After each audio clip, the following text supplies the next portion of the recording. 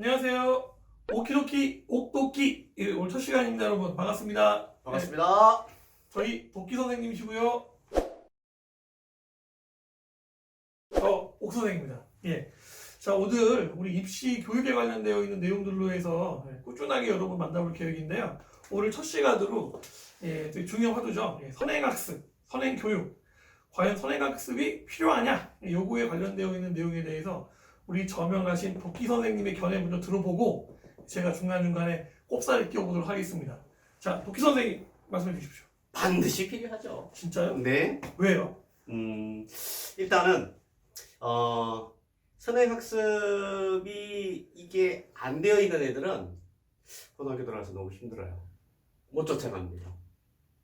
못 이해를 쫓아가. 그러면 어느 정도까지 해야 되는 거예요? 일단은 지금 중학교 때까지 보통 선행이라고 하는 게 중학교에서도 할 수 있고 초등학교에서도 할 수 있지만 고등학교에 들어가는 선행을 중학교 때 하는 거는 굉장히 필요하다고 봐요. 중학교 때까지 내신 부분하고 고등학교의 내신 부분의 시험은 완전히 다릅니다. 특목고 가는 게 아니어도 일반고를 가도 필요한가요? 그렇죠. 당연하죠. 지금 학생부 교과전형이나 학생부 종합전형에서 내신이 굉장히 중요하죠. 그 내신을 따기 위해서 일단은 1등급은 4%로 등수에 맞춰서 등급을 주기 때문에 애들이 선행이 되어 있는 애들은 심화학습을 할 수 있는 시간이 충분해요. 근데 현행을 따라가는 학생들은 바로 충분한 숙련 과정이 없어요. 그렇기 때문에 알고는 있지만 짧은 시간 동안 많은 문제를 못 풉니다. 그런데 중학생들이 자기가 어느 고등학교에 갈지 일반고 같은 경우는 모르는데 어떻게 내신 관련되어 있는 내용을 먼저 할 수 있나요? 내신이 아니라 중3 학생들 같은 경우에 만약에 특목고를 간다고 해서 다 가는 게 아니잖아. 특목고 못 간 애들이 일반고를 왔을 때 얘네들이 훨씬 앞서간다는 거지. 그 얘네들 쫓아갈 수가 없다는 거지. 일반고 내신을 하는 게 아니라 일반적인 수학이나 그렇죠. 영어 관련되어 있는 내용 공부를 한 애들이 일반 고등학교 내신에 들어가도 절대로 밀리지 않고 오히려 1등할 수 있다. 그렇죠. 그러니까 무조건 선행해야 된다. 그럼 만약에 도끼 선생님 자제분이 중학교 3학년이면 고등학교 올라가기 전까지 자 의대를 가야 된다. 그럼 어디까지 선행을 해야 돼요? 만약에 의대 쪽으로 간다고 하면 고등학교 2학년 이과과정까지는 끝나야 돼요. 중3 겨울방학 때 그럼요. 고2 이과과정이면 그럼요. 수투까지 끝나야 돼요? 그럼요. 그 정도까지는 되어 있습니다. 지금 현재. 질문이요. 네네. 그럼 끝난다는 그 개념이 정확히 어떤 의미예요? 일단은 보통 이제 학부모님들이 거의 대부분이 뭐라고 하느냐 하면 뭐 한 번 돌았어요. 2번 돌았어요. 이거 안 됩니다. 3번 돌면 되나요? 아니요. 한 번을 하든 이제 이 부분이 굉장히 중요한 부분인데 뭐냐 하면 선행학습이라는 게 이게 참 웃겨요. 뭐냐 하면 학원이나 이런 데에서 선행이기 때문에 그냥 진도만 나간단 말이에요. 평가를 안 해요. 평가를 안 한 상태에서 하다 보니까 얘네들이 아는지 모르는지도 모르고 지나갔다. 이건 선행 아닙니다. 그렇게 해서는 안 돼요. 선행을 했으면 1학년 걸 했어. 그러면 고등학교 1학년 모의고사 평가를 봤을 때 어느 정도 성적이 나와줘야 돼요. 평가 없이 하는 선행은 의미 없습니다.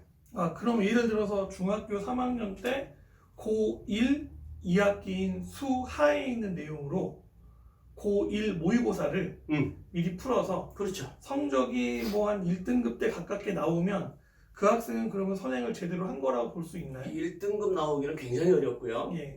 예를 들어서 보통 3등급, 2등급 정도는 나와줘야 됩니다. 3등급 정도만 나와도 괜찮나요? 그렇죠. 선행에서 3등급 정도만 나와도 그 정도 같으면 선행을 제대로 한 거라고 볼 수 있죠.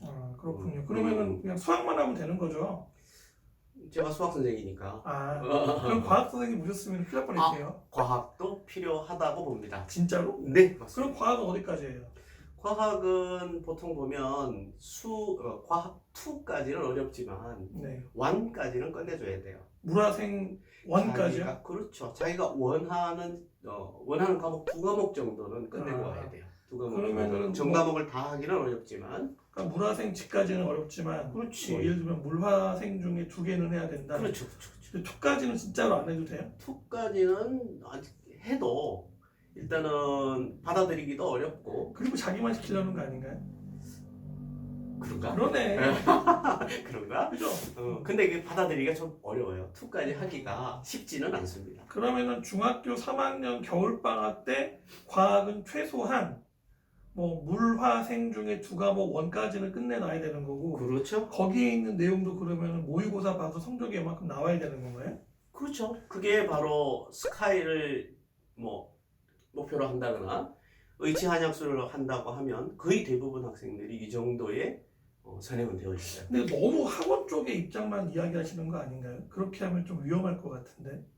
학원 쪽이 아니라 예. 실제 얘들이 스카이나 의치 한약수를 가려면 그렇게 안 하고는 성적이 안 나와요. 근데 우리 텔레비전 같은 거 보면 그 학원 한 번도 안 다녔는데 만점 받고 의대도 가고 서울대도 가는데 그럼 그런 학생들은 뭔가요?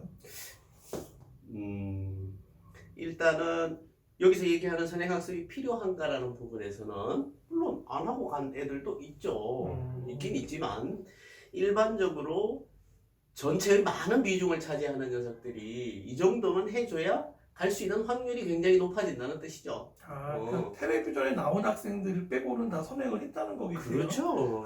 그랬군요. 네. 그걸 몰랐습니다. 자, 그러면은 선행 관련되어 있는 내용을 공부할 때 제일 중요한 요소는 첫 번째로 말씀하신 게 평가를 잘 받아야 된다고 이야기하셨고요. 그렇죠. 그럼 평가를 잘 받은 다음에 그 다음에 또 중요한 게 어떤 게 있을까요?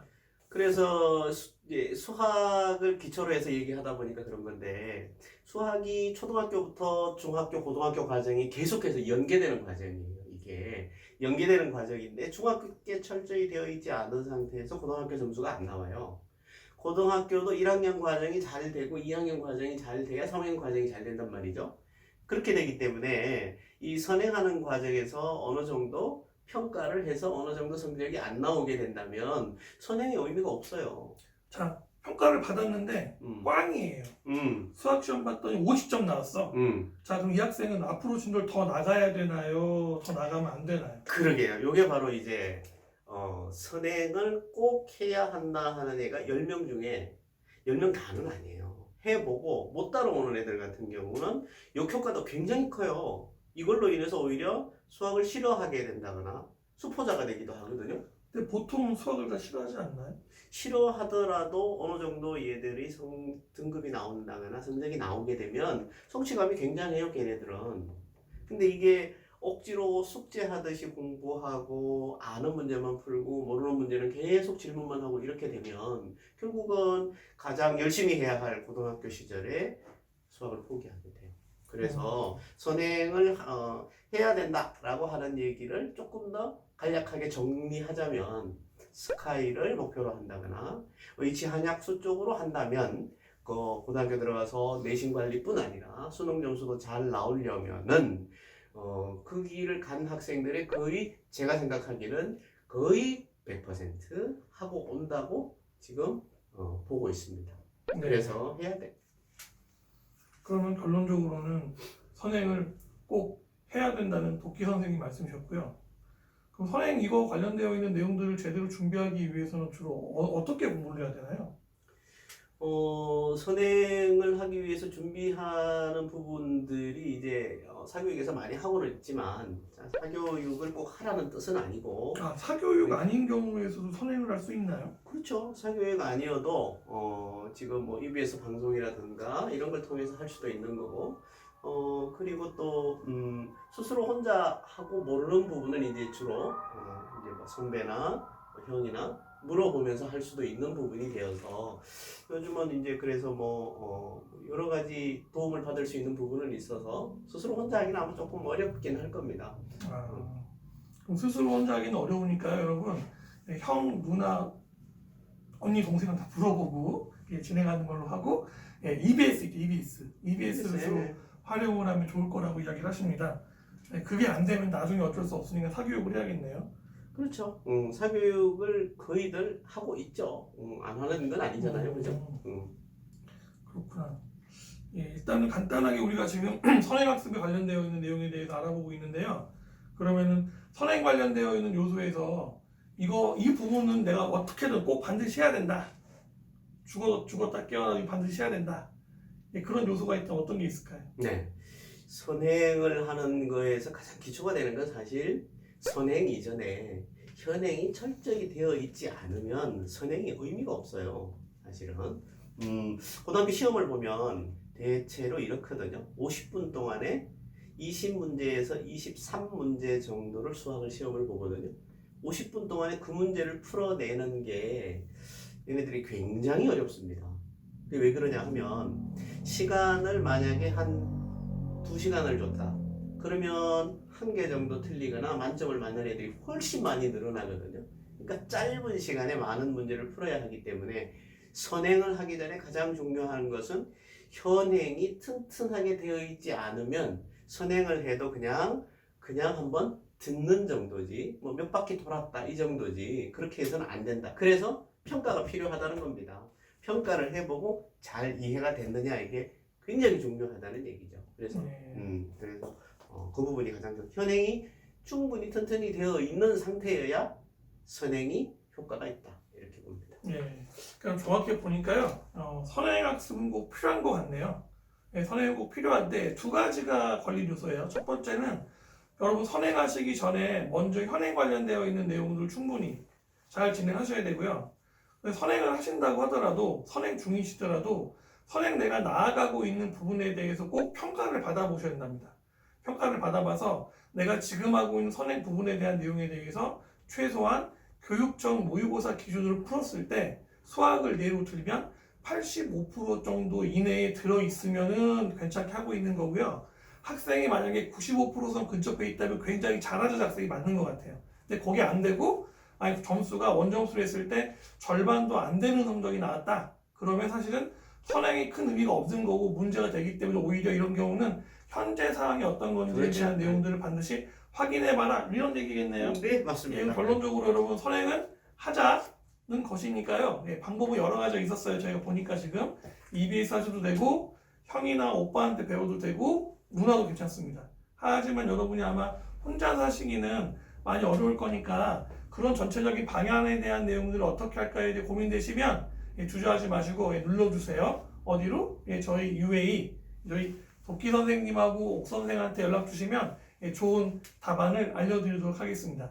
이렇게 간단하게 우리가 지금 오늘 첫 시간으로 해서 옥도끼 시간 가져봤고요. 예, 계속해서 이어지는 재미있고 어려운 주제들 가지고서 만나뵐 테니까 궁금하신 점 있으시면 예, 저희 아래 내용이 나가고 있죠. 지금 그 자막에 맞춰져 있는 그쪽으로다가 예, 문자나 뭐 여러 가지 방법으로 연락 주시면 예, 좋은 문제에 대한 답을 해안을 드릴 수 있도록 노력하실 거잖아요. 네. 네, 노력토록 하겠습니다. 감사합니다. 감사합니다.